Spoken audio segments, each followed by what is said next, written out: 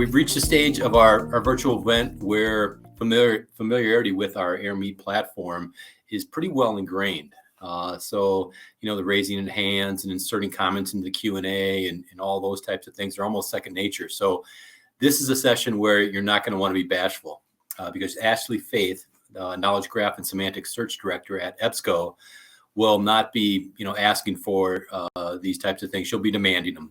So it's interesting. She's an active knowledge distributor with her series of tool, product, capability, video snippets. She does, reviews of books. Her passion of applying semantic solution for today's problems is really unmatched. So we celebrate having her here. So Ashleigh, talk a little bit more about the workshop that you have in store for us.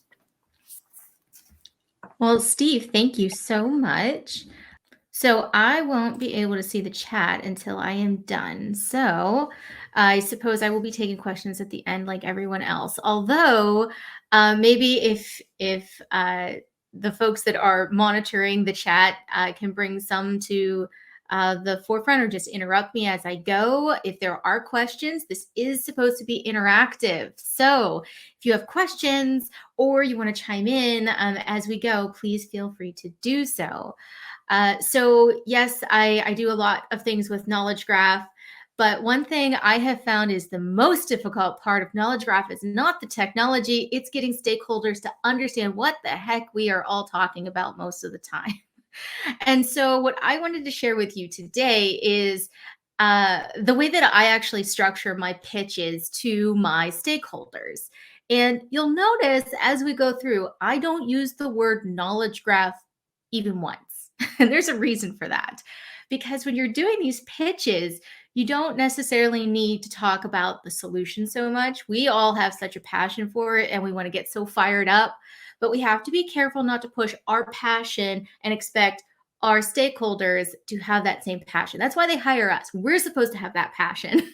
We're supposed to then take that passion and help them understand what does that do for the business and for the customer. And that's really what we're going to be talking about today. So I do have some street cred here. I have used this same approach, not once, but twice, to actually stand up an entire knowledge graph area in two different companies, including the one that I work at today. So today we are going to be going through my approach to crafting these pitches. I am going to go through an example as we go, and then I'm actually going to give you a sneak peek at the end as to what was the end result of the pitch that I actually did that actually makes me have a job today. So let's get started. All right. So rules of engagement.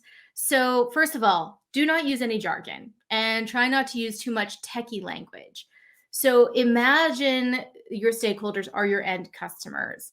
Or I always like to use the grandma or 5-year-old approach. If your grandma can understand what you're doing, or if you can describe this to, your kiddos or your grandchildren or whoever that are about 5 years old, then you're pretty much good. So if you do have to use some jargon, you always want to make sure that you spell it out. Okay. The next is no fluff. So you'll notice as we go through this is based on a one-pager. So if you're familiar, AWS actually has a one-pager that they use. It's not exactly the same as that, although I did use some inspiration from that. This is really focused on data and tech kind of one-pagers. But what you'll see in this is when you go through, you have to get all of your thoughts out on paper. And this is actually a great resource to just get your thoughts in order before you actually think through, well, wait a minute, how would the customer understand what we're doing? And what are we actually trying to achieve here? I have found hand up already. Ashleigh, do you want me to interrupt you for that? Yes, please do. Okay. Yes. Yep, I'm going to put Mark on here. Go ahead, Mark. We should be able to hear you. Okay. So Ashleigh, yeah, really quick into it. Your no fluff statement, something that wonders. So, it'll improve our output X amount. What if I don't know the X amount because I'm still beginning to get the traction for this and trying to introduce it and don't really have either the time or the means to get exact figures. So what do you recommend for the kind of pitch in that case? Yeah, so I do have another bullet on here for that as well. But really, the way that I approach this is you have some kind of knowledge as to why you think this is some kind of benefit to your company.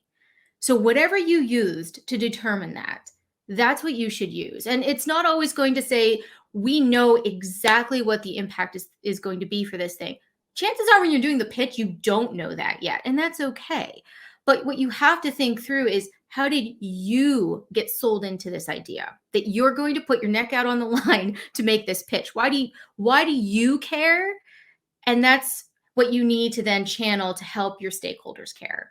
So sometimes that's going to be, hey, I heard our competitor is doing X, Y, and Z. By the way, you shouldn't always chase after what your competitor is doing. Sometimes you want them to chase after you, but that is one approach. You can go in and say, we have this main problem. We have an aspiration to decrease the time spent on this. I don't know how much time we can decrease. And at the end of this, we might not save any time, but maybe we make something more better for our data governance, for instance. So it's, why are you even talking to them about this? And why did you convince yourself that this is a pitch that they wanted to do? So that's the approach that I would use for this. You don't always have an exact number, but you can then fill it in after you actually get hopefully at least the POC after this, because oftentimes this even comes before the POC, which is why I have that statement in this rules of engagement. And if you want to talk more strategy, I will be available at the little tables after this. All right. So the other thing just to keep in mind is, going along with the keep it at one page, don't use fluff, get a peer reviewer. This is sometimes the most effective way to get all of the blood out of your pitch. Now, why do I say that? Because AWS actually uses red pens, and they print these out and they put red mark all through it for the fluff and the things don't make sense. That's the blood, right? You want your article to bleed after this, because that's how you're going to wring out all of the fluff and make sure that what's left is just on point. It's going to get your stakeholders on board, and they're not going to be confused. And that's why peer review is so important. Shameless plug here. I have a YouTube channel where I'm doing peer review if anyone is interested. But if not, I understand that too. But find a friend, somebody that can actually read through this and help you, and preferably somebody that maybe isn't as familiar with the technology or even the problem as you are, because they're going to go into this with a fresh face. All right, so getting into the actual approach here. Okay, so we have step 1. We are starting at paragraph 5. Now, why do we do that? Because us as technologists very often want to talk about the solution first. And oftentimes our stakeholders have no idea what the real problem is. They don't know what the impact is. They don't know about the technology. So oftentimes we put ourselves so far behind the 8 ball before we can even get started. And so that's why we start with paragraph 5 first.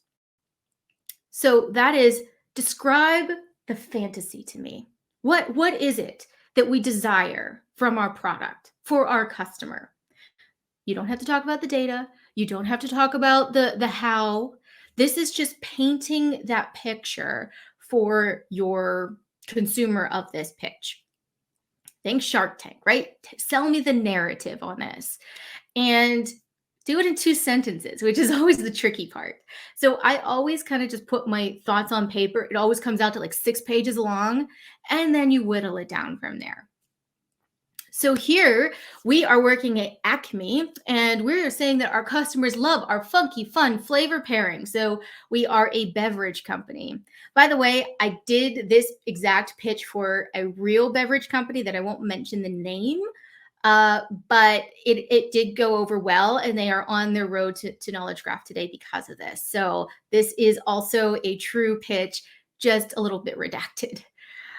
So they are looking for flavors that get pushed out for the recommendations. Their holiday favorites, such as Banana Nut Muffin, Cherry Jubilee, and they're kind of worried that they don't rank high enough on the global scale. So that is a problem statement. But that's the problem statement from the customer's perspective, not from your internal user's perspective. Also, by the way, customers can be internal customers, by the way. A lot of us in the knowledge graph space deal with internal customers. So if you're dealing with internal customers rather than end consumers, same goes, same applies here. And then the punchline is we want to meet our customers where their flavors lead them to popular local flavors they can depend on finding locally. All right, so you see how it's adding that passion in for that customer and what we hope to achieve without talking about the how so much. All right, so now we're moving into paragraph 2. This is going to give us a little bit more leeway. We got 3 sentences to work with. And that is describing the opportunity or the problem. So the first thing I always want to make sure that we talk about here is do not badmouth people, groups, current solutions. There was logic and there was review, and there was a time and a place. Water over the bridge, right? So moving on, what do we hope to accomplish?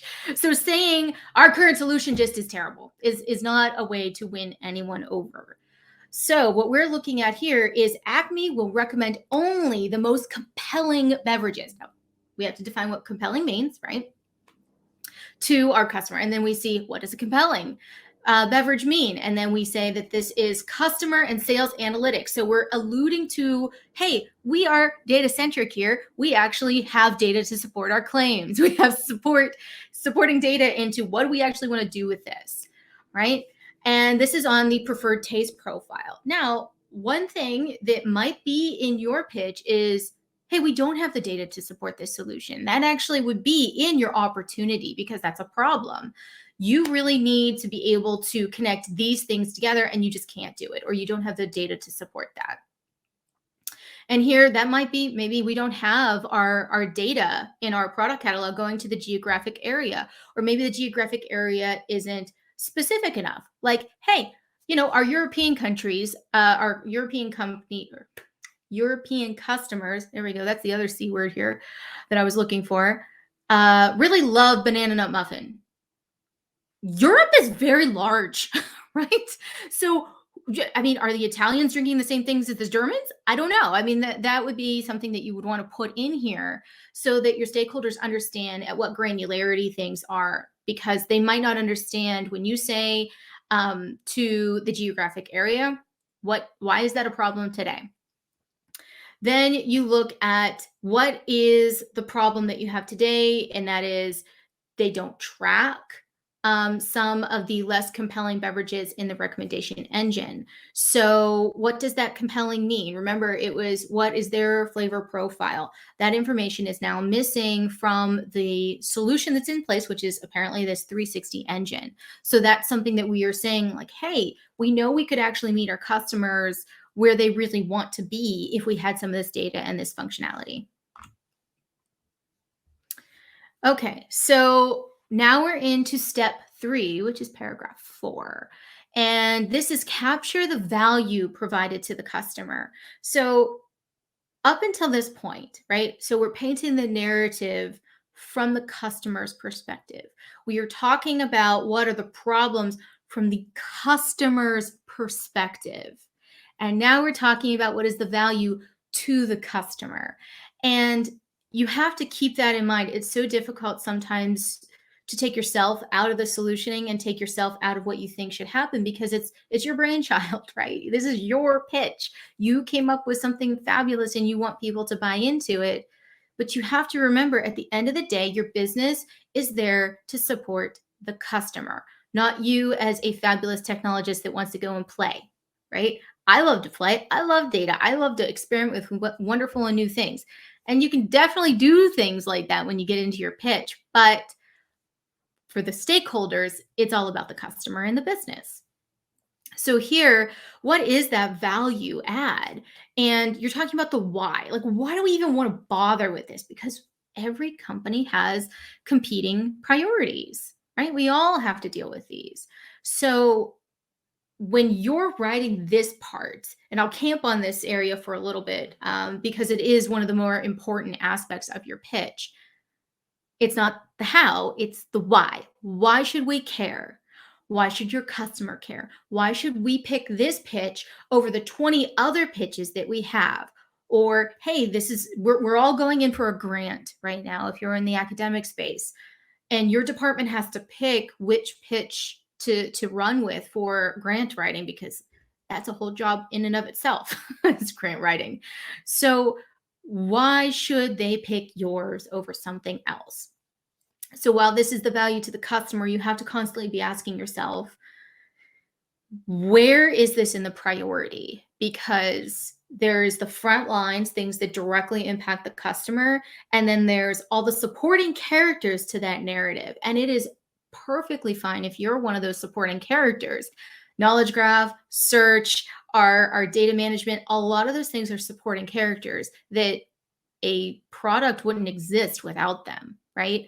But we have to make sure that we always connect it back to, what are we actually trying to achieve? And we might be, 2 degrees, 3 degrees, 4 degrees or more away from that end result, but everything we do has to tie back to that. So when you're looking at this from a customer's perspective, what do you want them to feel? What do you want them to react with? Because when you're doing something for a customer, it's not necessarily just, oh, they would enjoy this. This is nice. It looks pretty.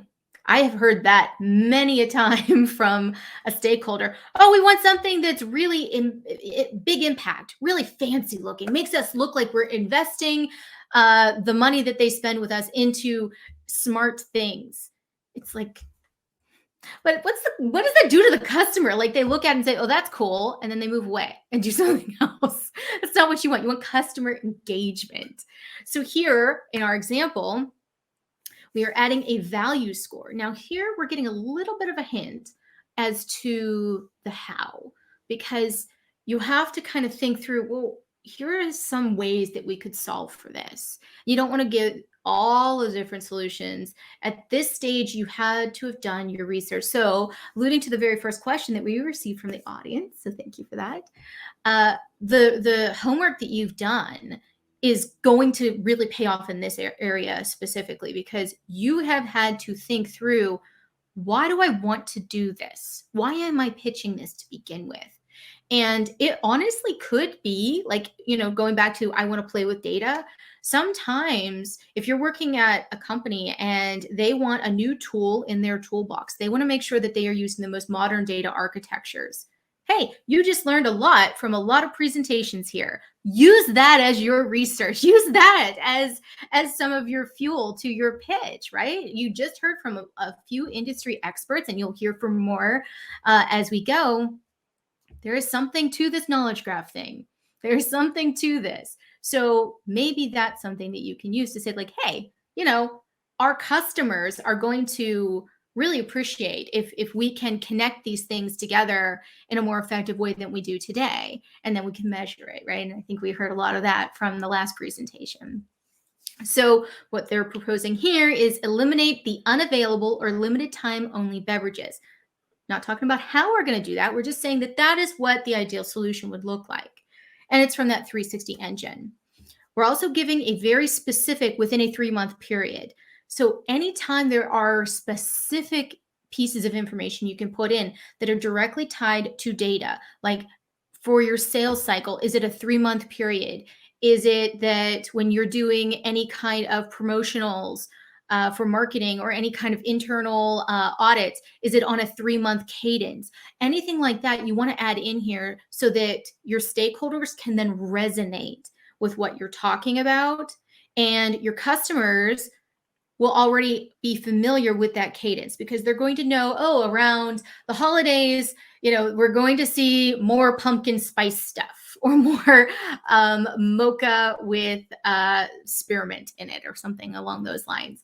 Your customers that exist already, they will be familiar with that, whether they realize it or not. The next is discontent. Yeah, go ahead. Interrupt you. Just received a question that came in. Even with this guidance, how can you learn if your pitch fails? Any suggestions on getting feedback? Yeah. So a lot of the initial failure will come when you're doing your peer reviews. So when I say peer review, it doesn't necessarily have to just be a colleague. It can be your boss, right? So normally when we're doing a pitch, it's not to the main decision maker right away. So you're going to get a lot of good feedback that way. The next thing is when you do get into that pitch meeting, and this is why I really encourage, if we're all working remotely, please respectfully ask the person making decisions to turn their camera on, because you want to watch them. As soon as their face goes like this, you want to really pay attention to when that happens in your pitch, because that's where you lost them. And that's why, as we're going through this, you'll notice the paragraphs are not in order as they would be in your actual pitch, because oftentimes your stakeholder will only read that first line. That is all they're going to read. And I would also encourage you to send this pitch ahead of the meeting. That's also an AWS thing, where you send it ahead of time so people have time to read it. You get into the meeting and you make sure that you ask, has everyone had time to read this? Now, this is a one-pager, so it shouldn't take them that long. If they haven't read it, it's very awkward the first few times you do it, but it's very effective. Say, okay, well, for those that are too busy, I totally understand that. Let's maybe take 5 or 10 minutes in this call for everyone to catch up. And you just all go on silent and everyone gets to read it. And anyone that already read it gets to check their email. So that's another way to help your cause when you're getting into this. The actual feedback that you get, what you're going to want to do is really understand the intent of the questions and the intent behind the, I don't want to say intent behind the confusion. There's no intent behind confusion, but why they might have that confusion. A great example is one of the first times I did a pitch like this, it did fail. And it was because I was talking about a content management system, and my main stakeholder thought CMS was a customer management system. I didn't spell it out, right? And it's because I wasn't following my now updated rules about this. But what I ended up coming away with was not just, okay, you need to spell out what CMS means. That's a given. But my stakeholder cared more about the sales and the customer data than the content data. That helped me learn my new strategy. You always want to kind of ask around, if you're not familiar with the mindset of your stakeholder, what make like that whole resonating, what resonates with them. If you are at a company that is on the older side, technical debt. Oh my goodness, you could talk about technical debt until the cows come home and people will be very excited. So understanding what's going to hit home. And a lot of those questions, a lot of the confusion that might happen from your pitch is going to help you refine it. And that's what I would actually say is, when you get into that meeting and you know it's not going well, you need to switch tactics pretty quickly. And what you would want to say is something along the lines of, that is a fabulous question. And it's something that we haven't thought about in regards to the solution that we've been painting here, but I can tell that it is very important to the business. So what I would ask is, let's end the meeting now. I'm going to take your feedback, and then we're going to refine, and we'll send it out again and make sure everyone is comfortable with what we're proposing here. Right? I've got a follow-up question to that maybe works into this. Is there an advantage to including mock-ups, demos, MVPs?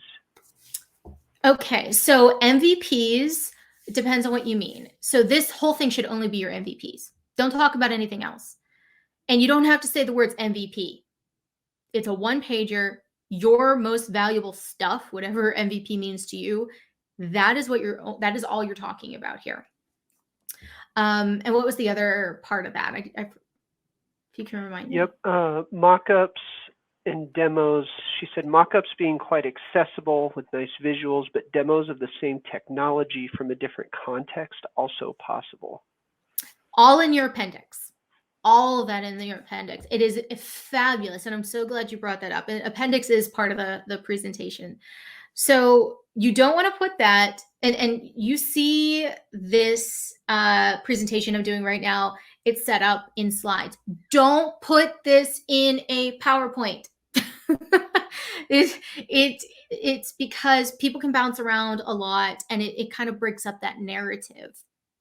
And I have been there with you. I have been with stakeholders that their white papers are PowerPoints, and there are more words than the PowerPoint can contain. And that's a tough situation to be in. But that's why you send this ahead of time, so that even if you do need to make that PowerPoint for that stakeholder that requires it, and you have those demos, you have those mock-ups, the narrative is already in front of that person. And that's what this is. This is your narrative. So even if this is not what you are presenting in the meeting, you definitely want to send it ahead of time, because it's going to set the tone. It's going to set what your expectations are. And as we get a little bit farther into this, you'll notice that there is a specific ask that you're going to put at the bottom of this, because oftentimes when we get into these pitch meetings, the ask gets lost. And I have been there. I have been there where my CEO looks at me and says, okay, this sounds great, but what do you need from me? Right? Because we're pitching to them for something, funds, people, time, whatever it is. So we have to be very clear about that. And that's why this narrative is super helpful, because even if you get in and you're showing those demos and you're saying like, hey, this image, and you're right, 1,000%, I can't stress enough, having a visual. I have tons of videos on my channel on this. Having a visual for your stakeholders is gold, because they don't get graph. If you try to talk to them about graph, they just are not going to understand. But showing them, this is what this thing looks like, makes it relatable, right? Everything you're doing is trying to resonate and be relatable with your stakeholders. All right, so skipping through this a little bit faster now. So you'll see there are some certain percentages in here. Customer click-through, less than 2%. That is real data that you have available. It's not saying that you're going to improve it necessarily. You're just saying this is the status that we have today. We can improve it, but if you do this pitch and you do the POC and it gets worse, well, that's also a good finding, right? You can learn that something is not the right solution, which is something I've learned a lot in the machine learning space. And then you can see, flavors ranking in the top 5% each year. You can see some of that sales data, some of the marketing data, that sort of thing works its way in. Okay, so this is step 3, where we get into the actual how. How are we going to do this? Now, look at the example. I do not mention knowledge graph in any way, shape, or form, but I'm talking about a recommendation engine on products, which is a very common use case for knowledge graph. And you can see I don't talk about it at all, because as soon as you start to talk the techie stuff, you lose them. You totally lose them. And when you get into that actual meeting, you might be asked more of those questions. And depending on your audience, if your stakeholders are the tech people, like the head of architecture or your CTO or something, they will ask you those things. But that's not the narrative right now. The narrative is just painting that picture of, you've done your homework, you know where you're going with this in a general sense, but you don't want to get into solutioning yet, because that can actually make a lot of people irritated. A lot of people want to be the one that comes up with the solution, right? We all know them. So if you put the solution in here, you're going to turn certain people off. Doesn't mean you have a solution. It doesn't mean you don't have a solution in the back of your mind, and you kind of can feel that throughout this narrative, but you don't want to explicitly say it, because honestly, I mean, I hate the saying, but there's many ways to skin a cat, right? There's many ways to solution something. So that's why we're painting here that we are going to put a score on each of these beverage pairings, and then we're going to use that as additional data in a recommendation engine to make it more specific. That's exactly what this is aiming to do. All right, so here's where we get into paragraph 1. So this is where you would actually talk about some more of the go-to-market kind of stuff. Like, hey, this is my promise to you, right? So you're going to, in the next step 6, you're going to actually talk about what's the ask. But right now, you're putting in, what is your promise to the business, right? So what is this service that you are proposing, and what does it provide to the customer? Now, again, back to some of the questions that you've already asked, you're not always going to know the exact way this is going to go, but you can talk about the intent and why you believe this solution or this this product is going to meet the needs that you've already outlined in your previous paragraphs. And so you can see here, those recommendations are one of the most valuable things in sales. Remember, resonating. What does your stakeholder care about? Sales or customer engagement or whatever it is. Get them at the first line, because remember, this is probably the only thing they'll read, and this is what's going to grab them. It's that hook to get them to read the rest of this document and the narrative, and to probably accept the meeting that you're going to set up to go through those demos and some of the other cool things that you're going to talk about. So then you go through and you kind of talk through how we're going to help our customer with some of the stuff that we're talking about here. And can't stress it enough. Do not bury the lead. This is where you pack that punch. Why should your CEO care? Why should your CTO care? Why should your boss care? Why should you care? These things are what you're really going to want to make sure is in here. So you can see that we're talking about the number one thing for people to make a decision to interact with this company or in this business. You can see exactly how they're going to be updating what they already have to meet the customer's needs better. And you can see that this is the area, by the way, that you will see the most fluff, because this is the promise. There's a lot of risk in putting some smoke and mirrors here. So be careful about that. If you have nothing else that people read, have them read this, because this is what is going to really make or break your pitch. And I will tell you, this is the part that I have failed on the most.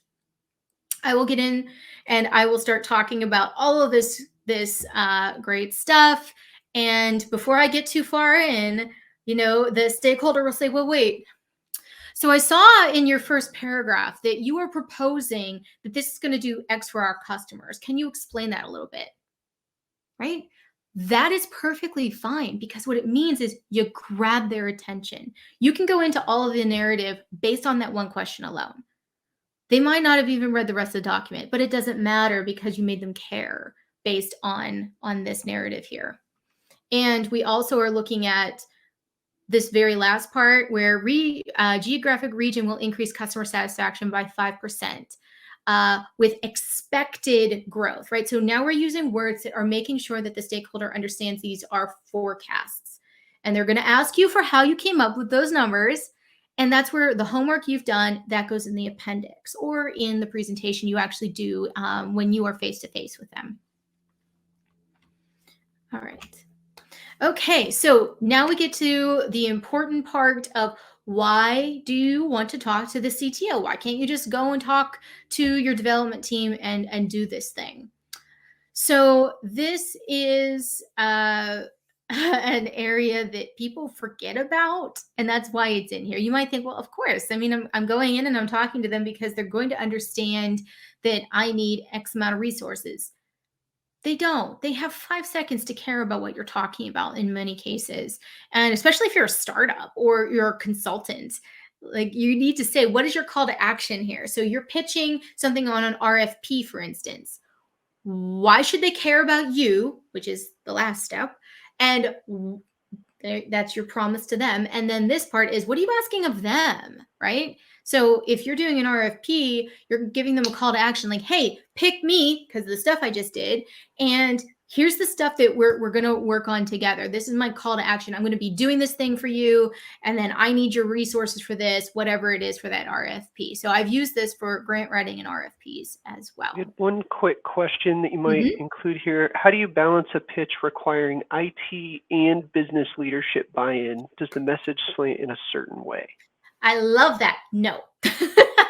No. And here's why. And it might be a little, I've done that. In fact, everything I do, because I always am working on knowledge graph things for search, I am always having to deal with the business stakeholders, which are sales and marketing and those folks and PMs, and the tech side, because we are proposing to do something that we are going to have to build out in development. And because it's being shipped directly to what the customer is using, it's always something I have to do buy-in with both. So the way that I tailor it is the narrative should not be different, because everybody should be interested in the same thing. Your tech leaders should still be caring about the customer. If you can say, hey, based on the stuff that we're doing, we're expecting this to improve the customer's experience, or this or that, or whatever it is. And you're going to be using the business's side data, right? So, hey, we know the click-through analytics. We know what the customer has been asking us for to support it. And then on the other side, when you're talking to the business folks, you use the data you have from tech, right, to talk about, oh, well, we know, we've done our homework, that we need to have more granular geographics, or we need to have a similarity score between these flavor pairings so that we can make the recommendation engine better. How do you know that? You've been working with the tech leaders. So it's actually a great resource to bring those things together. Now, where you make it specific is in the appendix, right? Because they're going to have different specific questions from each other. So on the tech side, you could be talking about which stack, which graph database, how many resources do you need from the machine learning group to build this out, like that sort of thing. And then on the business side, you're mostly going to be focusing on how much is this going to cost, because even at least in the agile development workforces that I've been in, the tech group doesn't pay for the development. It's the product that pays for it. So the tech folks like build out, what does it look like? What's the solution? Which architectures, blah, blah, blah, all that. Which data governance, make sure that you have all of your, standards in line, all that stuff. And then on the business side, you're going to give them that bill of sale basically and say, okay, here's how much it's going to cost. Here's how much time it's going to be. And here's how we see that we're going to recoup that cost as we go, that sort of thing. That's how you sell it to the business. So all of that business plan stuff is going to be in your appendix. So I hope that helped. All right. So I am going to, because I know I don't have much more time. So we're nearing the end, don't worry. So the last is the title and the subheading. These are not as important as the rest of it, but it is kind of giving, especially if you're using like a data catalog, these go in there. Okay. These pitches, once they are accepted, they go in there.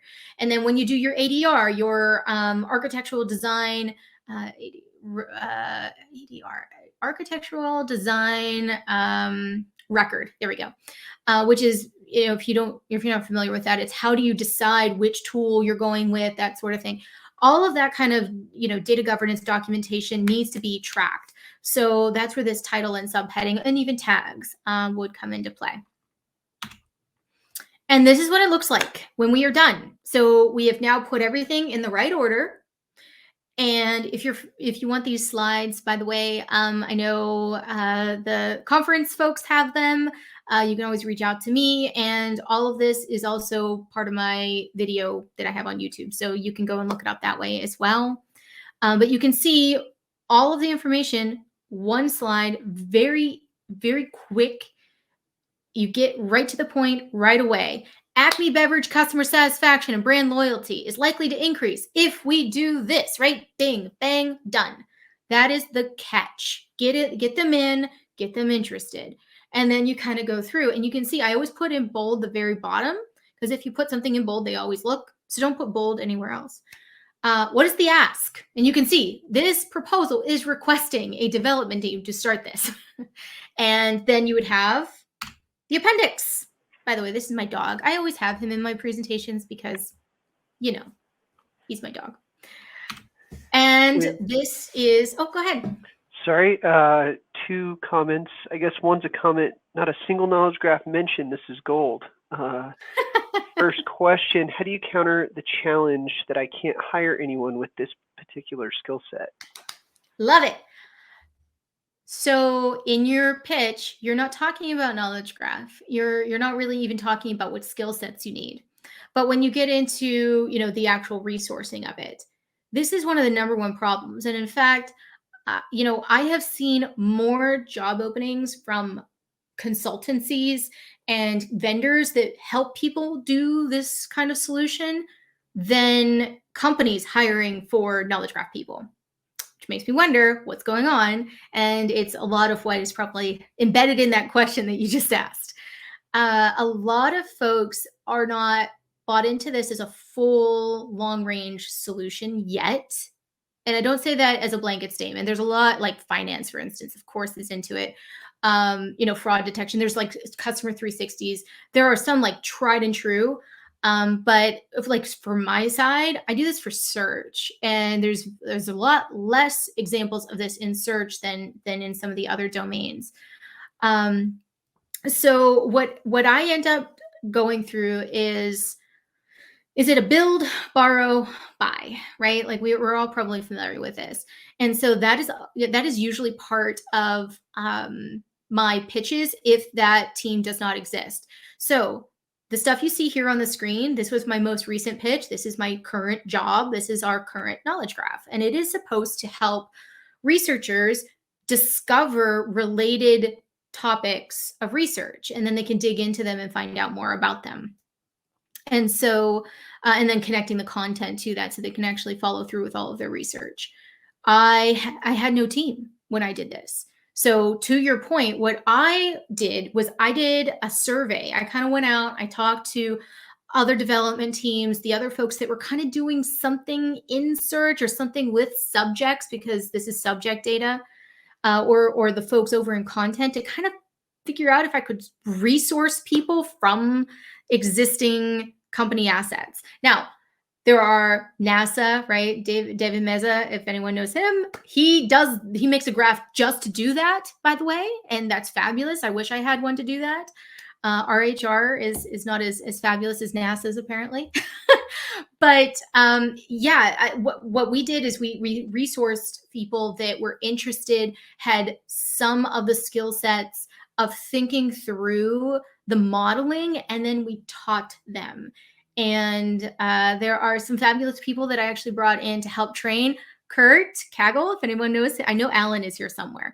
So we all talk all the time. If everyone knows Kurt, he was actually somebody that we brought in to help train some folks. I don't know if he does that regularly, but he did it for us. And that's one approach. But there's a lot of other approaches where there's a lot of consultancies now that will just help you walk through how to get this stood up. And that means that you're not married to them forever, which is the other thing you want to try to avoid. You want to, even if you use a consultancy to help you start, right, which is totally reasonable, makes perfect sense, you want to make sure that you have that transition period built in. We've answered all the questions that are in the Q&A as we've been going. There was one additional one in the chat about mentioning knowledge graphs. Isn't it sexy currently? Knowledge graphs are sexy. So is machine learning. So is the metaverse. I mean, if you want people to get excited about unicorns and rainbows and puppies, then yes, go ahead, mention it. I say that so tongue in cheek. So yeah, I mean, if you think it's that whole resonating, right? Like if we go back to like, what are you really trying to do? If saying knowledge graph is going to resonate with your stakeholders, and you know they know what it means, and you know that their expectations are already managed, that it's not magic, then for sure, go ahead and mention it. But I do try to avoid it. And I've even been in meetings where I've had stakeholders say, but you're really talking machine learning here, right? Like you're really talking about a knowledge graph, right? And I try to avoid saying yes, because that's talking about a solution that I don't even know is going to work or not, because I haven't done the research into it yet. And that's what I usually tell them. And usually people back off and they're like, okay, we got to give her time to prove it out. That's, being data driven. Terrific. Thank you, Ashleigh. And Alan actually chimed in on the chat to provide an answer, a brief answer to that question of, well, knowledge graphs, why don't you use them in a pitch? And really, as you said, it depends on the audience. If somebody is very knowledgeable in that, then this might be very appropriate to throw into the pitch. Exactly. Yeah, you got to know your audience at the end of the day. Yeah. Well, thank you. And I appreciate you joining some of the tables maybe after the sessions, later on here. Well done, Ashleigh, non-virtual. And hello to everyone I know in the audience. I saw some friendly faces. So hi.